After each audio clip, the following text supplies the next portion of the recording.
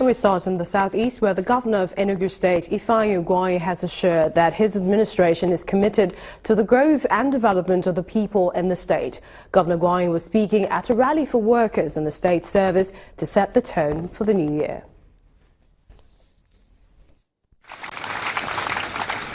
Civil servants from across the state gather to thank God for a successful 2016 and pray for the new year. The state governor, Ifeanyi Ugwuanyi, is present also. The Secretary, Christian Association of Nigeria, Apostle Joseph Ajujungwa, reminds the workers of the need to repay government for looking after their welfare. In Enugu State, amongst the 3 or 4 states in Nigeria, and one of the states where staff or workers collect their salary fully. We should pray for those in authority, pray for those that are leading us. Don't curse. Don't curse. Remember, if you are cursing anybody who has not done you any evil, the curse will not succeed. The gathering also prays for the governor, his deputy, Mrs. Cecilia Ezilo, other top government functionaries, and for peace and security of the nation, among others. In Jesus' mighty name, we pray. Governor Ugwuanyi wants the workers to remain committed in the growth and development of the state. I urge us all to remain steadfast in our faith in God and unrelenting in our prayers so that our dear state will keep moving forward. We assure you that with God on our side, we will continue to record success in our efforts to reposition Enugu State and to ensure that our collective aspiration as a state, as a people, are fully attained. Going forward, Enugu State government insists that if the welfare of workers is not attended to, citizens of the state will not feel the impact of governance by the elected few. And while we wish them a successful 2017, health practitioners in the Federal Medical Center, Umuahia, Abia State, have appealed to the federal government to increase their retirement age. The Chief Medical Director of the Nigerian institution, Dr. Bali Chukwu, says that extending service time for another 10 years, making it 70 years, will help bridge the gap in patient care. He added that considering the number of years it takes to train doctors in critical areas of medicine and the rates of medical tourism, it would be in the government's best interest to take advantage of their wealth of experience. But it will equally help the government to bridge the gap that is obvious in the health sector area. Can you imagine allowing a cardiothoracic surgeon retire at 60 or a neurosurgeon retire at 60? Do you know how long it takes to train a neurosurgeon? You know? And if the professors are allowed to retire a little bit longer, the professor is not going to do the job of the neurosurgeon. And you have neurosurgeons in federal medical centers, which are not teaching hospitals. Yes, they have lecturers, senior lecturers and all that, professors in the teaching hospitals, and they're allowed to retire a little bit longer. But in the federal medical centers who are not engaged in the training program, I think they should be allowed to retire. And the ongoing construction of the first overhead bridge in Ado-Ekiti, the Ekiti state capital, is expected to be ready for commissioning in September this year. The project, which officially commenced on the 5th of April 2016, is one out of the 4 major projects embarked upon by Governor Fayose's administration. Meanwhile, the state government insists it is committed to delivering the project in spite of criticisms from some quarters.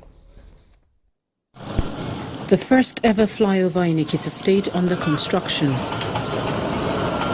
When this project was initially flagged off, it was greeted with mixed feelings on whether or not Ekiti State needed an infrastructure of such magnitude. The opposition, All Progressives Congress APC, says this is a wrong move, coming at a time when the state's finances are meager. Except where you see such a leader that has gone to embark on an elephant project like we are experiencing in Ekiti. I want to say flyover is not a priority. 10 months down the line, Governor Ayodele Fayose is undeterred. He and his Commissioner for Works, Mrs. Funmilayo Ogun, and other top government officials are here to see how the bridge is taking shape. Like a parallel road. The expectation is by March 2018, we're supposed to hand over this project, and we are working towards that target. The governor would rather listen to the voice of those who voted him in and not the opposition. I have done what they asked me to do. I was elected not by opposition anyway, but by the good people of Ekiti State that gave me the mandate to defeat the opposition by 82,000 votes. Like Donald Trump, thank you for those who gave me their support. And the ones that didn't give me their support, they should wait for their time. Governor Fayose also explains that other projects, including the High Court Complex, the new Governor's Office, new Ojaoba Market, would all be completed before his tenure expires. The Fayose administration has already commissioned some projects across the state, including the Awodele Dual Carriage Road, Adoniola Yinka Women's Center, Ado Ikere Ikiti Dualization, amongst others. And the Nigerian Prison Service has been listing the number of reforms taking place across the country. One of them is rehabilitation. The Controller General told a gathering in Abuja that the objective of the exercise is to train its officials on best practices.